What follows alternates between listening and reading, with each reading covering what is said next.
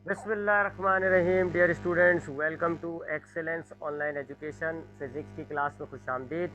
आज की क्लास में हम फ़िज़िक्स में जो हमारा लास्ट चैप्टर था, चैप्टर नंबर 19 लिख लेते हैं जी हम। चैप्टर नंबर 19 जिसका नाम था न्यूक्लियर फ़िज़िक्स। आज हमने इसके न्यूमेरिकल्स को देखना है जी, न्यूक्लियर फ़िज़िक्स के चैप्टर के न्यूमेरिकल्स को।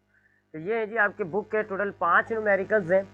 आसान न्यूमेरिकल्स होते हैं, बहुत आसान न्यूमेरिकल्स हैं, सिर्फ 5 न्यूमेरिकल्स हैं। और इन न्यूमेरिकल्स का ताल्लुक 3 चीज़ों से है जो आपने इस चैप्टर में पढ़ा है। थोड़ा सा उन 3 चीज़ों को देख लेते हैं, उसके बाद हम न्यूमेरिकल्स को स्टार्ट करेंगे। इन न्यूमेरिकल्स का ताल्लुक सबसे पहले है जी आपका किससे, कि आपको इलेक्ट्रॉन, प्रोटॉन और न्यूट्रॉन के नंबर्स बताने होंगे। कुछ ऐसे न्यूमेरिकल्स हैं जिनमें आपको इलेक्ट्रॉन, प्रोटॉन के नंबर्स बताने होंगे। तो उसके लिए मैंने आपको याद करें बताया था जी कि आपके पास एक एटम होता है, फॉर एग्जांपल सी नाम है, और उसमें 2 नंबर्स लिखे हुए होते हैं। एक ऊपर नंबर लिखा हुआ होता है, एक नीचे नंबर लिखा हुआ होता है। जो बड़ा नंबर होता है उसको हम एटॉमिक मास या मास नंबर कहते हैं और ए से डिनोट करते हैं। और जो छोटा नंबर होता है उसको हम चार्ज नंबर या एटॉमिक नंबर कहते हैं, उसको जेड से डिनोट करते हैं। तो ये जो एटम हमने एग्जाम्पल में लिया हुआ है, इसमें एटॉमिक मास हो गया जी 12 और चार्ज नंबर जो है वो हो गया 8। ठीक है, ये ए जो है ये मास नंबर है और बी जेड जो है वो चार्ज नंबर है। अब इससे हम इलेक्ट्रॉन्स, प्रोटॉन्स और न्यूट्रॉन्स कैसे पता करते हैं? देखिए जी, बहुत ही सिंपल है। जो आपके पास चार्ज नंबर होता है उतने ही इलेक्ट्रॉन्स होते हैं, उतने ही प्रोटॉन्स होते हैं। आपका चार्ज नंबर 8 था तो 8 ही इलेक्ट्रॉन्स हुए और 8 ही प्रोटॉन्स हुए। तो इलेक्ट्रॉन्स, प्रोटॉन्स कैसे निकालोगे आप? डायरेक्ट चार्ज नंबर देखो, जो चार्ज नंबर है उसी चार्ज नंबर को आपने इलेक्ट्रॉन बता दिया, उसी चार्ज नंबर को आपने प्रोटॉन बता दिया। जबकि न्यूट्रॉन हम कैसे पता करते हैं जी? 10 मिनट, ए माइनस जेड वाले फॉर्मूले से, यानी अटोमिक यानी कि मास नंबर माइनस चार्ज नंबर। तो मास नंबर हमारे पास 12 है, चार्ज नंबर हमारे पास 8 है, दोनों को माइनस किया तो ये हमें न्यूट्रॉन्स की तादाद पता चल गई। तो कितना सिंपल हुआ जी, इलेक्ट्रॉन्स, प्रोटॉन्स और न्यूट्रॉन्स को पता करना। पहले न्यूमेरिकल्स आपके ये वाले होंगे जी, आपको चार्ज नंबर और मास नंबर दिया हुआ होगा और आपसे कहा जाएगा कि इलेक्ट्रॉन, प्रोटॉन और न्यूट्रॉन को बताएं कि वो कितने कितने हैं। उसके बाद जो दूसरे किस्म के न्यूमेरिकल्स हैं उनका ताल्लुक होगा जी एनर्जी मास इक्वेशन से, यानी E is equal to M C square. इस इक्वेशन के बारे में मैंने आपको बताया था कि ये सर एल्बर्ट आइंस्टाइन की इक्वेशन है। इस इक्वेशन के तहत आप मास को एनर्जी या एनर्जी को मास में कन्वर्ट कर सकते हैं। ठीक है, ये इक्वेशन है जी, E is equal to M C square. इसमें E क्या है जी? एनर्जी है। M क्या है जी? मास है। और C क्या है जी? Velocity of light. Velocity of light जिसकी वैल्यू सबको पता होती है जी, 3 मल्टीप्लाई बाय 10⁸ ठीक है। तो ये तीन तीन वेरिएबल का बड़ा सिंपल सा इक्वेशन है। फॉर एग्जांपल हमारे पास मास है जी, लेट्स से 10 ग्राम। ठीक है जी, 10 ग्राम हमारे पास मास है और हमसे कहा जाता है इससे पैदा होने वाली एनर्जी को बताएं। तो हम क्या करेंगे जी? इक्वेशन यूज करेंगे, E is equal to M C square. Mass हमारे पास हो गया 10 ग्राम है जी, इसको हमने कन्वर्ट किया, 1000 से डिवाइड किया और ये हो जाएगा जी 0.123 0.01 किलोग्राम। ठीक है जी, तो मास हमारे पास हो गया 0.01 मल्टीप्लाई बाय, अब सी कितना होता है जी? Velocity of light 3 multiply by 10⁸ इसका हमने स्क्वायर करना होगा। 0.01 मल्टीप्लाई बाय 3 का स्क्वायर होता है 9, जबकि 10⁸ इसका स्क्वायर करेंगे तो 8 टू ज़ा 16 हो जाएगा। शुरू की दो वैल्यूज़ को हम मल्टीप्लाई कर देंगे तो 0.09 मल्टीप्लाई 10⁻16 जूल्स। ये एनर्जी आपने पता कर ली। कितना सिंपल है जी एनर्जी निकालना। जो भी मास है उसको आपने सी स्क्वायर से मल्टीप्लाई कर दिया, एनर्जी निकल गई। इसी तरीके से अगर आपको इसमें से एनर्जी दी हुई हो, मास निकालने को कहा जाए, तो ये सी स्क्वायर मल्टीप्लाई हो रहा है, इधर आके डिवाइड हो जाएगा, तो मास की इक्वेशन क्या बन जाएगी? E divided by C square. जबकि तीसरा किस्म का जो न्यूमेरिकल है वो हाफ लाइफ से ताल्लुक रखता है। हाफ लाइफ मैंने आपको क्या बताया है कि सपोज करें आपके पास ये एक रेडियो एक्टिव मटेरियल है, लेट्स से जी 2000 ग्राम का है। 2000 ग्राम का एक रेडियो एक्टिव मटेरियल है। रेडियो एक्टिव मटेरियल इसका मतलब क्या है कि जी ये अल्फा, बीटा और गामा रेडिएशंस को डिस्चार्ज करेगा ताकि ये स्टेबल हो जाए। लेट्स से कि 10 साल के अरसे के अंदर, 10 ईयर्स के अरसे के अंदर इस मास का आधा वजन यानी कि 1000 ग्राम स्टेबलाइज हो गया, अब वो रेडिएशन डिस्चार्ज नहीं कर रहा, जबकि बाकी आधा अब भी रेडियो एक्टिव है, अब भी वो अल्फा, बीटा और गामा डिस्चार्ज कर रहा है। आधा स्टेबल हो गया, आधा अब भी जो है वो रेडियो एक्टिव है। तो ये जो टाइम होता है जिसमें आपका जो गिवन मटेरियल है उसका आधा जो है वो स्टेबलाइज हो जाए और आधा जो है वो रेडियो एक्टिव रहे, इस टाइम को हम कहते हैं हाफ लाइफ। टी हाफ से हम इसको डिनोट करते हैं। तो कुछ इसके न्यूमेरिकल्स होंगे। तो ये 3 किस्म के न्यूमेरिकल्स हैं, इंतहाई आसान है। तो अब हम न्यूमेरिकल्स को सॉल्व करने की तरफ आते हैं जी। ठीक है जी, अब हम नए पेज पे न्यूमेरिकल्स को सॉल्व करेंगे। हमारे पास है जी क्वेश्चन नंबर 1। सबसे पहले हम बात करेंगे क्वेश्चन नंबर 1 की, इसका हम डेटा बना लेते हैं। ठीक है जी, तो अब हम देखते हैं क्वेश्चन नंबर 1 हमारे पास क्या है जी। ये लिखा हुआ देखें आपके सामने क्वेश्चन नंबर 1, ये रहा। कह रहे हैं जी the nucleus of nitrogen contains 9 neutrons. Nitrogen का न्यूक्लियस है जिसमें 9 न्यूट्रॉन्स पाए जाते हैं। फाइंड इट्स चार्ज नंबर, आपको उसका चार्ज नंबर पता करना है। चले जी डेटा हाथ के हाथ बनाते जाते हैं। हमसे कहा जा रहा है नाइट्रोजन का न्यूक्लियस है, नाइट्रोजन का न्यूक्लियस है जिसमें नंबर ऑफ न्यूट्रॉन्स हमें दिए हुए। कितने दिए हुए देखें जी, नंबर ऑफ न्यूट्रॉन्स 9। तो न्यूट्रॉन्स को हम स्मॉल एन से डिनोट करते हैं जी। कितने न्यूट्रॉन्स है हमारे पास, 9 न्यूट्रॉन्स है, तो हमने लिख दिया small N is equal to 9। Find its charge number, charge number हमें मालूम करना है और चार्ज नंबर को हम Z से डिनोट करते हैं। तो ये चार्ज नंबर हमें पता करना है। ठीक है, आगे क्या कहते हैं, if its mass number is 16, अगर उसका मास नंबर 16 है, मास नंबर को हम A से डिनोट करते हैं, 16 हो गया। 3 चीज़ों का बड़ा सिंपल सा न्यूमेरिकल है। आपसे कहा जाता है कि नाइट्रोजन का एक न्यूक्लियस है जिसमें 9 न्यूट्रॉन्स है और उसका एटॉमिक मास या उसका मास नंबर जो है वो 16 है, आपको चार्ज नंबर बताना है। ठीक है, बहुत ही सिंपल सा न्यूमेरिकल है, इसको सॉल्व करते हैं। अच्छा, अभी मैंने आपको बताया कि अगर हमें नंबर ऑफ न्यूट्रॉन्स पता करना होता है तो हम फॉर्मूला क्या यूज करते हैं, number of neutrons is equal to mass number minus charge number. Values डालते हैं जी। न्यूट्रॉन्स हमारे पास 9 है, एटॉमिक मास हमारा यानी कि मास नंबर हमारे पास 16 है, चार्ज नंबर हमें पता करना है। ठीक है, जेड हमें पता करना है। इस जेड को अब हम आगे पीछे करते हैं जी। ये जेड माइनस का है, इधर आएगा प्लस का हो जाएगा, और ये 9 प्लस का इधर आके क्या हो जाएगा, माइनस का हो जाएगा। तो जेड इधर आके प्लस हो गया, 9 दूसरी तरफ जाके माइनस हो गया। 16 में से आप 9 माइनस कर दें, 7 बच जाता है, ये 7 हो गया आपका चार्ज नंबर। कितना सिंपल न्यूमेरिकल था। 9 न्यूट्रॉन्स थे, मास नंबर था 16, हमें चार्ज नंबर मालूम करना है। एक ही फॉर्मूला है हमारे पास, n is equal to A minus Z. Values डाली, देखा जेड मालूम करना है, तो जेड को इधर लाके प्लस किया, 9 को इधर लाके माइनस किया, 16 में से 9 माइनस किया, जेड आ गया। ये हो गया जी पहला न्यूमेरिकल। अब आते हैं दूसरे न्यूमेरिकल की तरफ। सेकंड न्यूमेरिकल देखते हैं जी। पहला न्यूमेरिकल हमने कर लिया, देख लीजिए आंसर 7 है। अब दूसरा न्यूमेरिकल क्या है, द मास ऑफ,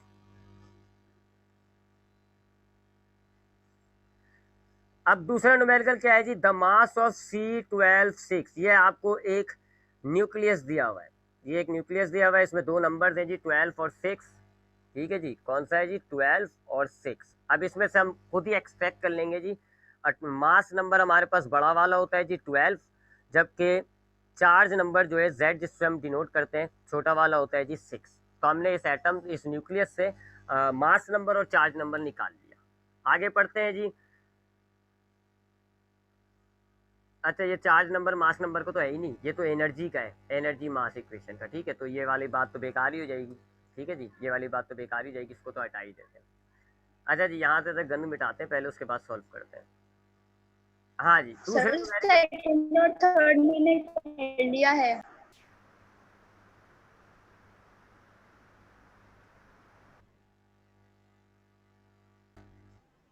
तो अब दूसरे न्यूमेरिकल की तरफ आते हैं जी। दूसरे न्यूमेरिकल में कह रहे हैं कि मास जो है, एक आपके पास न्यूक्लियस है, कार्बन का न्यूक्लियस है, उसका मास कितना है जी, ये दिया हुआ 0.164 मल्टीप्लाई 10 की पावर माइनस 27। तो लिख देते हैं जी, मास हमारे पास कितना है जी, 0.164, 164 है जी, मल्टीप्लाई 10 की पावर माइनस 27 किलोग्राम। ये हमारे पास एक न्यूक्लियस का मास है, ठीक है जी, लेस देन इट्स कॉन्स्टिट्यूएंट्स, ये वाली बेकार बात है। कैलकुलेट एनर्जी रिलीज, इससे एनर्जी जो रिलीज होगी वो हमें कैलकुलेट करनी है, यानी ई हमें कैलकुलेट करना है, एनर्जी हमें मालूम करनी है। और सी की वैल्यू हमें पता होती है जी, सी स्क्वायर ही लिख लेते हैं अब तो डायरेक्ट। सी स्क्वायर कितना होता है, 9 मल्टीप्लाई 10 की पावर 16, ठीक है जी, ये इसकी सी स्क्वायर की वैल्यू होती है मीटर पर सेकेंड। ये असल में लाइट की स्पीड है जी 3 मल्टीप्लाई 10 की पावर 8, मैंने स्क्वायर कर दिया डायरेक्ट, ठीक है जी। अब आते हैं इस इक्वेशन पे, आप चाहे तो डायरेक्ट सी ले लें पहले, चले मैं सी ले लेता हूँ, कंफ्यूज नहीं करता मैं आपको, सी ले लेता हूँ जी। सी होती है speed of light which is 3 multiply bye 10 की पावर 8 मीटर पर सेकेंड। अच्छा जी, मास एनर्जी इक्वेशन हमारे पास क्या है जी, E is equal to M C square, values डालते हैं।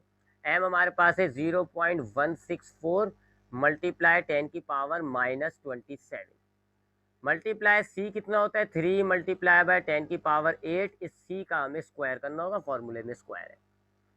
वैल्यूज उतारें जी, 0.164 मल्टीप्लाई बाय 10 की पावर -27। अब हमें स्क्वायर करना है जी, अंदर दोनों का, 3 का स्क्वायर होता है 9 और 10 की पावर 8 का स्क्वायर हो जाएगा 8 2 ज़ा 16। 0.164 को हम मल्टीप्लाई करेंगे 9 से, जबकि 10 की पावर -27 और ये +16 है, दोनों को एक साथ देख दिया। 9 को अब हम इस वैल्यू से मल्टीप्लाई करते हैं जी, तो 0.164 मल्टीप्लाई बाय 9 हो जाता है 1.47। 1.47 मल्टीप्लाई 10 की पावर क्या हो जाएगी जी, 27 में से आप प्लस माइनस माइनस होता है, तो 27 में से आप माइनस कर दें 16 को, ठीक है जी। 27 में से आप माइनस कर दें 16 को, तो आपके पास क्या आंसर आएगा जी, 11 आएगा जी, और आंसर माइनस में होगा क्योंकि माइनस साइन आपका बड़ा है। That is the energy which would be release in this mass, इस मास में से इतनी एनर्जी रिलीज होगी। ये आपसे पूछा गया था, ये आपने बता दिया, ठीक है जी। तो ये देख लें 1.47 मल्टीप्लाई 10 की पावर -11, ठीक है जी, दो न्यूमेरिकल्स हो गए। अब आते हैं जी जल्दी जल्दी हम क्वेश्चन नंबर 3 की तरफ आते हैं। क्वेश्चन नंबर 3 की बात करते हैं, यहाँ से हम ये अब दूसरा हमने कर लिया सॉल्व, इसको साफ करते हैं जी, और हम 3 पर आते हैं जी। क्वेश्चन नंबर 3 ये भी वही आपका मास एनर्जी रिलेशन का है जी, how much energy will be release, कितनी एनर्जी निकलेगी, यानी कि अब आपके पास एनर्जी जो है वो आपको मालूम करनी है, हाउ मच एनर्जी रिलीज, कितनी एनर्जी निकलेगी, when 15 gram mass is completely transform to energy, जब आप 15 ग्राम वजन को मास में एनर्जी में कन्वर्ट करेंगे। तो इस बार हमारे पास जो है वो एनर्जी जो है वो कितनी है मालूम करनी है, जबकि मास हमारे पास कितना है जी न्यूमेरिकल में, लेट्स सी 15 ग्राम। 15 ग्राम हमारे पास मास है जी, ग्राम है, इसको 1000 से डिवाइड करेंगे तो मास हमारे पास हो जाएगा जी 0.015 किलोग्राम, ठीक है जी। अब वही इक्वेशन है, E is equal to M C square, M हो गया 0.015 मल्टीप्लाई, अब मैं सी का स्क्वायर डायरेक्ट लिख देता हूँ जी, आपने देख लिया कैसे किया है, 9 मल्टीप्लाई बाय 10 की पावर 16। 9 से 0.015 को मल्टीप्लाई करें आप 9 से, तो आंसर आएगा 0.135। 0.135 मल्टीप्लाई 10 की पावर 16, ये एनर्जी आ गई जी, जो आपके इस मास की वजह से बनती है, रिलीज होगी, ठीक है जी। यहाँ एक पॉइंट शिफ्ट हुआ हुआ है, इसलिए 10 की पावर कम कर दी है, ठीक है, एक पॉइंट कम करा हुआ है, एक पॉइंट जो है इधर शिफ्ट कर दिया और एक पावर कम कर दी। बहरहाल आप यहाँ पर भी आंसर लिख के छोड़ें तो भी कोई रॉन्ग नहीं है, कोई मसला नहीं है। 3 हो गए जी। अब आते हैं क्वेश्चन नंबर 4 की तरफ। क्वेश्चन नंबर 4 देखते हैं जी। अब क्वेश्चन नंबर 4 देखें जी, कहाँ है, ये रहा, radium has a half life. अब ये हाफ लाइफ का न्यूमेरिकल है, रेडियम की हाफ लाइफ आपको दी जा रही है जी 1600 years. Radium has a half life of 1600 years, यानी रेडियम का आप जितना भी सैंपल लोगे 1600 साल बाद आधा जो है वो रेडियो एक्टिव रहेगा, आधा जो है वो स्टेबल हो जाएगा। हाफ लाइफ का कॉन्सेप्ट ये होता है, बता चुका हूँ। तो रेडियम की हाफ लाइफ है जी 1600 ईयर्स, तो हम कैसे लिखते हैं हाफ लाइफ को, टी और ऐसे हाफ लिख देते हैं। तो हाफ लाइफ कितनी है जी हमारे पास 1600 years. How much 60 gram radium would be left, कितना रेडियम रह जाएगा, ठीक है।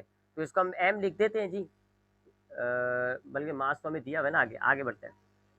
हाँ, मास हमारे पास है 60 ग्राम शायद, हाँ 60 ग्राम है। तो मास हमारे पास कितना है जी 60 ग्राम रेडियम है, और कह रहे हैं जी कि would be left after 400 years, 4800 साल बाद। तो इसको हम टाइम कहते हैं, 4800 साल। पहले तो न्यूमेरिकल समझते हैं। देखिए आपसे कहा जा रहा है कि आपके पास रेडियम की जो हाफ लाइफ होती है वो है 1600 ईयर्स, यानी आपके पास जितना भी रेडियम है 1600 साल बाद आधा जो है वो स्टेबल हो जाएगा, आधा जो है वो रेडियो एक्टिव रहेगा। यानी अगर आपके पास 60 ग्राम है तो 1600 साल बाद क्या होगा, आपके पास वैसे है कितना, देखें ये मास दिया हुआ है आपको, हाउ मच, 60 ग्राम रेडियम, ये रेडियम का मास दिया हुआ है। तो 1600 साल बाद 60 का आधा यानी कि 30 स्टेबल हो जाएगा, 30 रेडियो एक्टिव रहेगा। ऐसे होगा ये हाफ लाइफ। ठीक है, 1600 साल बाद आधा रेडियो एक्टिव एलिमेंट आपका जो है वो स्टेबल हो जाएगा। आपसे ये पूछ के आ रहे हैं कि 60 ग्राम में से कितना रेडियम बच जाएगा, कितना बच जाएगा, यानी कि कितना स्टेबल हो जाएगा, कितना बच जाएगा, कितने साल बाद, 4800 साल बाद। ठीक है, यानी आपके पास 60 ग्राम रेडियम है, 4800 साल बाद उस 60 ग्राम में से स्टेबल होने के बाद कितना रेडियम बच जाता है।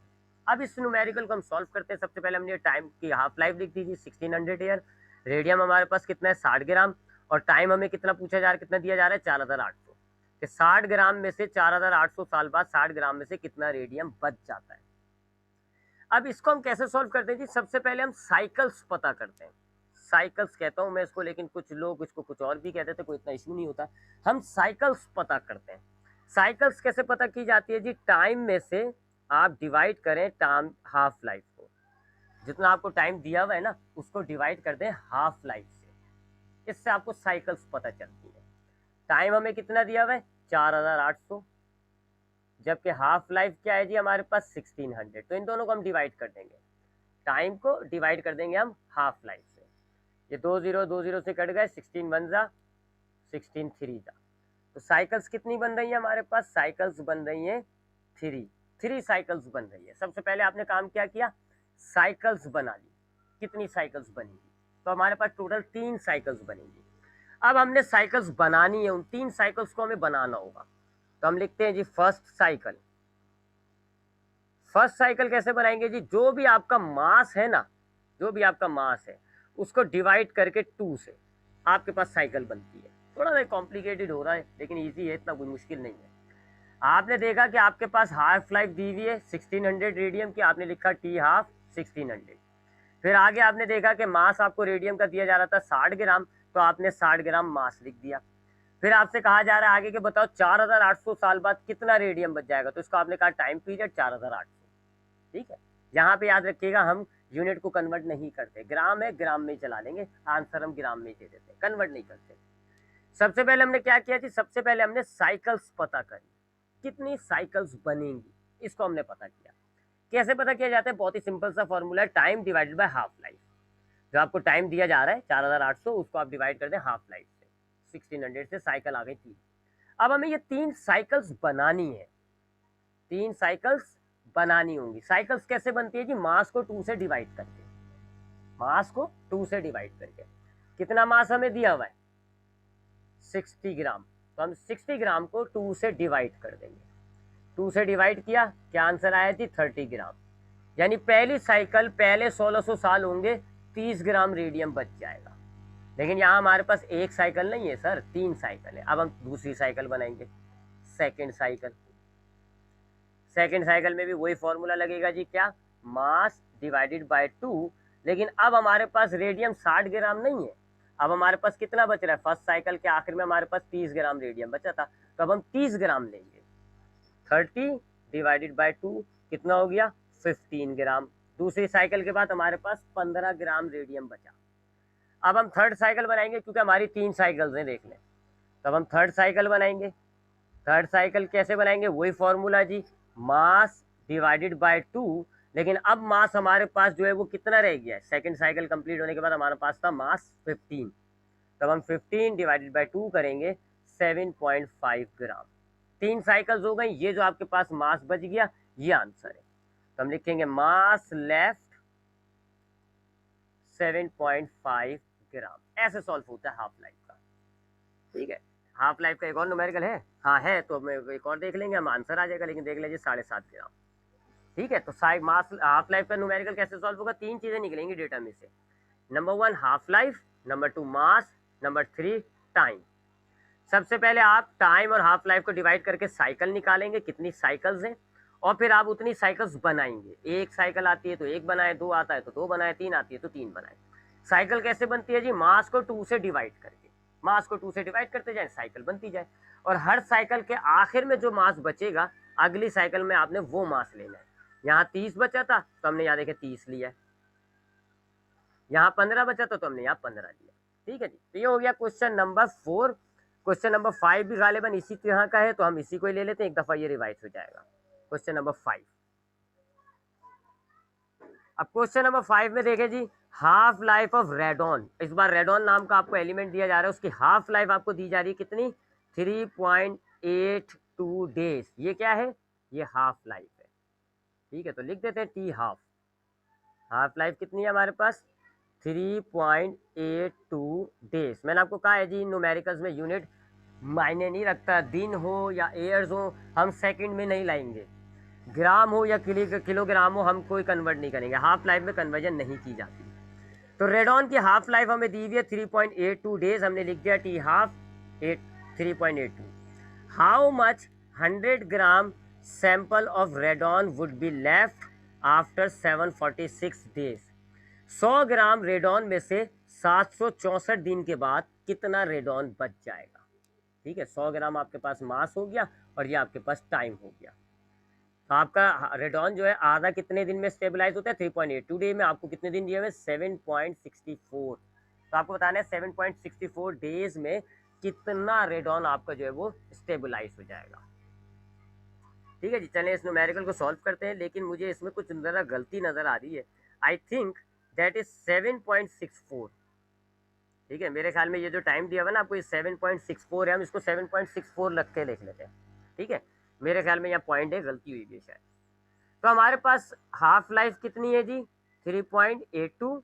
मास कितना है? 100 ग्राम। लिख देते हैं जी, मास कितना है हमारे पास? 100 ग्राम्स। और हमें टाइम कितना दिया इन्होंने? 7.64। ठीक है जी, मेरे ख्याल में 7.64 होगा, लेट मी चेक। तो हमारे पास टाइम कितना है? 7.64 डेज। ठीक है जी, चलें अब हम देखते हैं कितना मास हमारे पास बचेगा। तो हमारे पास मालूम क्या करना है? मास लेफ्ट। मास लेफ्ट हमको मालूम करना है कि कितना मास जो है 100 ग्राम में से बच जाएगा। सबसे पहले हम साइकिल्स बनाते हैं जी।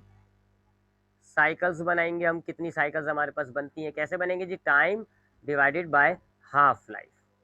ठीक है जी, टाइम हमारे पास है 7.64 डिवाइडेड बाय हाफ लाइफ हमारे पास है 3.82। अब इन दो वैल्यूज़ को डिवाइड करते हैं जी। 7.64 डिवाइडेड बाय 3.82, ये आ जाता है 2। 2 साइकिल्स हमारे पास बनेंगे। साइकिल्स कितनी आ रही हैं? 2। तो हम 2 साइकिल बनाएंगे, first cycle and second cycle. ठीक है, 2 साइकिल्स बनाते हैं जी।